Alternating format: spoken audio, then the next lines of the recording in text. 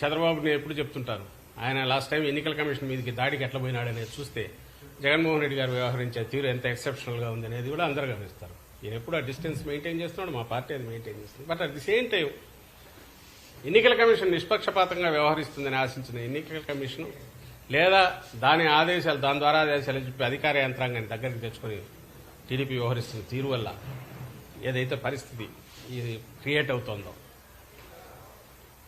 ఈ నేపథ్యం దీనికి సంబంధించిన దాన్ని ఢీకొనాలంటే, తట్టుకొని చేయాలంటే అసలు మనుషులు అక్కడ నిలబడి ఎవరైనా సొలైజ్ చేయడమో, వాళ్ళని పరామర్శించడమో, అసలు బాధితులు బయటకు వచ్చి చేసేటట్టు ఉండే పరిస్థితి ఉందా? వన్ సైడ్ అటు సైడ్ తీసుకున్నారు, అధికార వ్యవస్థ అటు సైడ్ తీసుకుంది, ఎన్నికల కమిషన్ బ్లెస్సింగ్స్ దానికి ఉన్నాయి. దాంతో వస్తున్న ఇబ్బంది వల్ల ఏమి చేయలేని ఇది వస్తుంది. కానీ 4 రోజులు అన్ని సెట్ అవుతాయి. ఐ థింక్ బాధితులు కూడా ఈ విషయంలో వాళ్ళకి అండగా పూర్తి పార్టీ ఉంటుంది. ప్రభుత్వంలోకి వచ్చిన తర్వాత వాళ్ళ గురించి కూడా ఖచ్చితంగా పట్టించుకుంటామని అయితే హామీ ఇస్తుంది.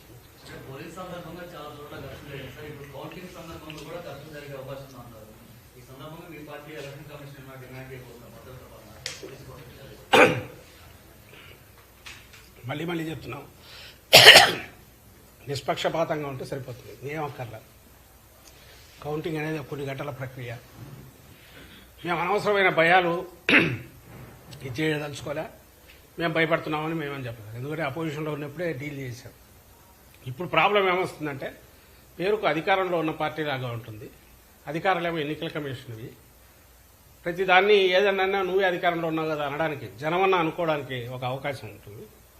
కానీ ఇక్కడ పరిస్థితి చూస్తే మాత్రం అట్లా లేదు. అపోజిషన్లో ఉన్న దానికంటే కూడా ఇంకా అన్యాయంగా తయారైంది. కేవలం వ్యవస్థలను మేనేజ్ చేయగలిగిన లక్షణం, ఆ వ్యవస్థలను మేనేజ్ చేయడం తప్ప ఇంకేమీ తెలియని, ఒక రాజకీయంగా కానీ లేదా ప్రజలతో డీల్ చేస్తే కానీ తెలియని చంద్రబాబు నాయుడు మన కర్మగాలి ఆయన సెంటర్లో ఉన్న పార్టీతో పొత్తు పెట్టుకోవడం, ఆయన పెట్టుకుని దీనికే ఉన్నట్టుంది. అన్ని రకాల అడ్డదారుల్లో ఏమేం చేయొచ్చు, అధికారులను ఎట్లా మేనేజ్ చేయొచ్చు, వ్యవస్థలను ఎట్లా మేనేజ్ చేయొచ్చు, వాళ్ళ ద్వారా వచ్చేయచ్చు అని దాంతోనే పొత్తు కూడా పెట్టుకున్నట్టున్నాడు. దానివల్ల వస్తున్న ఈ పరిస్థితి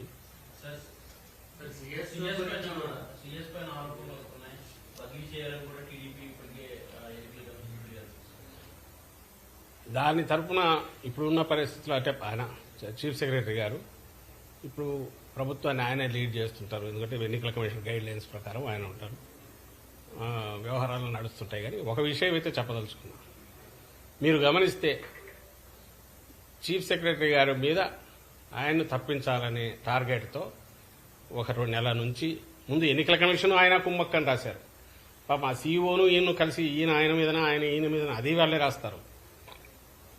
టెర్రరైజ్ చేసి, సరైన మాట ఏంటంటే ఉగ్రవాదులు ఎట్లా చేస్తారో అట్లా టెర్రరైజ్ చేయడం, బెదరగొట్టడం, రౌడీ చేయడం, జులుం చేయడం. ఆ దెబ్బకు భయపడి అవతలోడు దారిలోకి రావాలి. ఏదైనా వాళ్ళ మీద ప్రేమతోన్నా రావాలా, లేదా వాళ్ళ ముఠాలో సభ్యుడిగా వెస్టెడ్ ఇంట్రెస్ట్తోన్నా రావాలా ఆ పార్టీ టీడీపీ తరఫున, లేదా భయపడైనా కాళ్ళబేరానికి వచ్చి వాళ్ళు చెప్పినట్టు వినాలా. ఈ 3 అది రాజకీయ పార్టీ లక్షణం కాదు. ఈ మూడు లక్షణాలతోనే బతికే పార్టీ. వ్యవస్థలను మేనేజ్ చేయడం, వెస్టెడ్ ఇంట్రెస్ట్ ప్రొటెక్ట్ చేయడం, వాళ్ళ వెస్టెడ్ ఇంట్రెస్ట్ ప్రొటెక్ట్ చేయడం, చేసే రకంగా చూడడం, దారిలోకి రాని వాళ్ళని మీడియా పవర్ యూజ్ చేసి ఈ తమకున్న గోబెల్స్ ప్రచారం ఏదో దాంతో దెబ్బగొట్టి కాళ్ళబేరానికి తెచ్చుకోవడం. వాడు ఎంత వాడైనా సరే, మోడీకే దిక్కు లేదు, ఆయన్నే రోడ్డు మీద పడేసి ఆడుకున్నాడు చంద్రబాబు నాయుడు. అంత శక్తి సంపన్నులు వాళ్ళు చంద్రబాబు నాయుడు. దాంట్లో వీటితో బతుకుతున్న పార్టీ. లేకపోతే ఈ కేసులో ఆయన తరఫున మేము మాట్లాడాల్సిన అవసరం లేదు, అది రాజకీయ పార్టీ, ఆయన డిఫెండ్ చేసుకోవచ్చు, మా పరిధి కూడా కాదు. అయితే వాట్ ఈజ్ అపియరింగ్ ఆ మీడియాలో అది గమనించండి. చీఫ్ సెక్రటరీ 800 ఎకరాలు 600 ఎకరాలు 100 ల్యాండ్ గ్రాబింగ్ అని చెప్పి ఈరోజు పేపర్లలో వస్తుంది. ఈనాడులోనూ జ్యోతి రామోజీరావు రాస్తాడు, రాధాకృష్ణ రాస్తాడు. బ్యానర్ మరుసటి రోజు ఇంకోటి కూడా వైజాగ్లో ఒక ప్రెస్ కాన్ఫరెన్స్ పెడతాడు.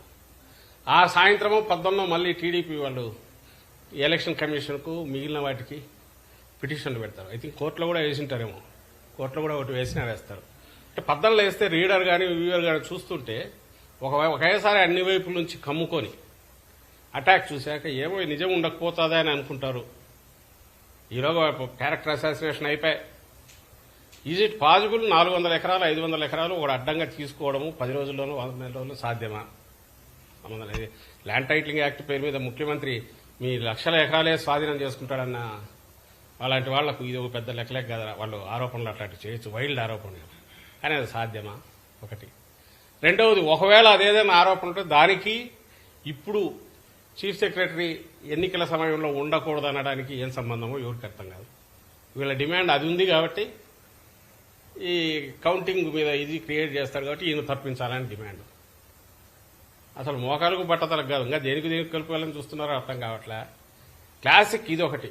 టీడీపీ అంటే అబద్దాల మీదనో, అబద్దాలని ఎందుకంటున్నామంటే జరిగిన దాన్ని బట్టి, ఆ ఆరోపణల గురించి వాటి గురించి కాదు. ఆరోపణ చేసావు బాగానే ఉంది, అది అక్కడ ఆగాలనా?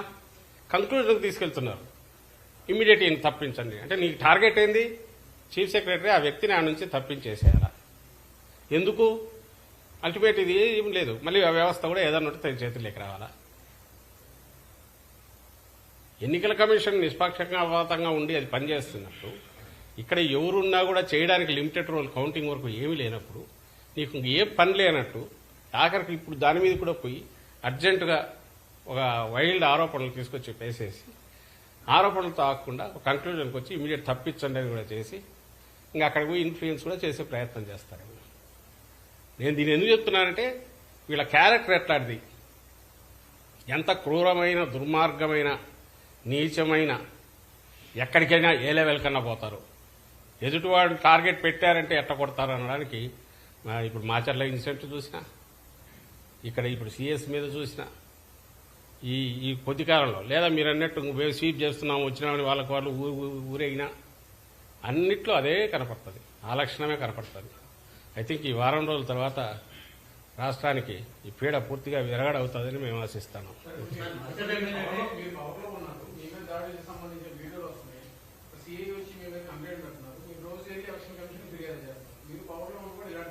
నేను ఇంతకుముందు అన్నా కదా, జనం అదే అనుకుంటారు, వీళ్లే కదా పవర్లో ఉండేది.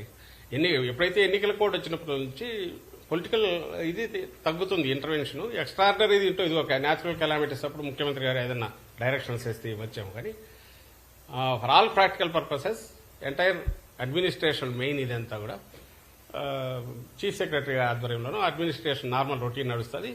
ఏదన్నా ఉంటే ఎలక్షన్ కమిషన్ గైడ్ లైన్స్ ప్రకారం నడుస్తుంది. సో పొలిటికల్ తగ్గుతుంది. చంద్రబాబు నాయుడు కావాల్సింది అదే, ఇది సపరేట్ కావాలి. ఎన్నికల కమిషన్ నిష్పక్షపాతంగా ఉంటే జగన్మోహన్ రెడ్డి గారికి అడ్వాంటేజ్ ఉంటుంది కాబట్టి దాన్ని దారిలేకైనా తెచ్చుకోగలిగితే, జగన్మోహన్ రెడ్డి గారికి ఎందుకు అడ్వాంటేజ్ అంటే వీ వాంట్ ఫెయిర్. ఇది మేము అపోజిషన్లో ఉన్నా రూలింగ్లో ఉన్నా ఇంకోటి ఉన్నా దాన్ని ఏమంటాము అడిషనల్ మాకు అడ్వాంటేజ్ కావాలనో దాన్ని వాడుకోవాలని అయితే జగన్మోహన్ రెడ్డి గారు ఎప్పుడు అనుకోరు. అందుకే చెప్తున్నారు, కోర్టు వచ్చిన రోజు నుంచి డిస్టెన్స్ అయ్యాం. వీ ఎక్స్పెక్టెడ్ దాన్ని ఏమంటారు ఎన్నికల కమిషన్ ఆ నిష్పక్షపాతమైన అంపైర్ రోల్ ప్లే చేస్తుంది అనుకున్నాం.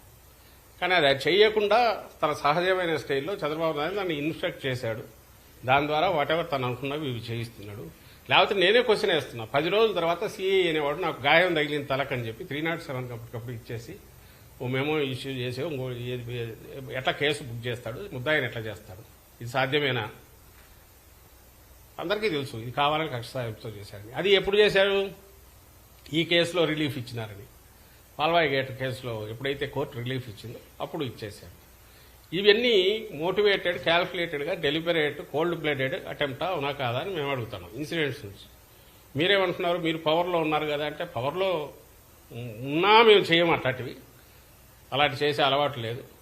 ఇప్పుడు మేము కాదు ఉండేది పవర్లో, ఎన్నికల కమిషన్ ఉంది. అందుకే దానికే వెళ్ళి అయ్యా దేవరాన్ని రిప్రజెంట్ చేసుకుంటున్నాం, కాకపోతే కోర్టుకు పోతున్నాం.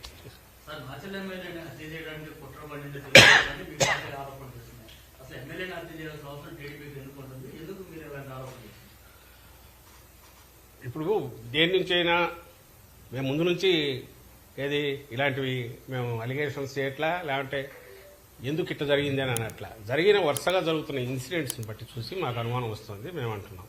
ఇప్పుడు ఎందుకు ఆయన అర్జెంటుగా ఆయన వచ్చిన వల్ల ఏమవుతుంది నష్టం? ఒక క్యాండిడేట్ అభ్యర్థి, అవతల అభ్యర్థి ఎవరైతే నిజంగా హత్యలతోనే తప్ప వేరే రకంగా పేరు లేని అవతల అభ్యర్థి, టీడీపీ అభ్యర్థి అతనుంటే, అతనికి ఏదైనా నోటోరిటీ అంటే ఏదైనా ఉందంటే హత్యల వల్ల ఉంది. 6 హత్యలో 7 హత్యలో ఏదో జరిగితే అడ్డంగా బస్సు ఆపి కోర్టుకు పోతున్న అన్యాయంగా చంపిన కేసు ఏదో ఉంది. అంతకుముందు ఎవరో తండ్రి కొడుకులు కూడా పొలాల్లో ఉంటే వాళ్ళని చంపారనేది ఇట్లాంటి కేసులు ఉన్నాయి. అలాంటి వాడిని తీసుకొచ్చిన చంద్రబాబు ఎందుకు తెచ్చింటాడు? ఒకటి, అతని మీద అతనికి ఫ్రీ హ్యాండ్ ఇచ్చే రకంగా ఇతన్ని పక్కకు తప్పించినప్పుడు, ఎవడైతే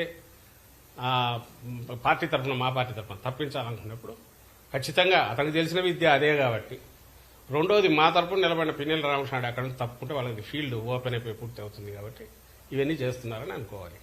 బ్రహ్మారెడ్డికి ఆ విద్యనే తెలుసు కాబట్టి.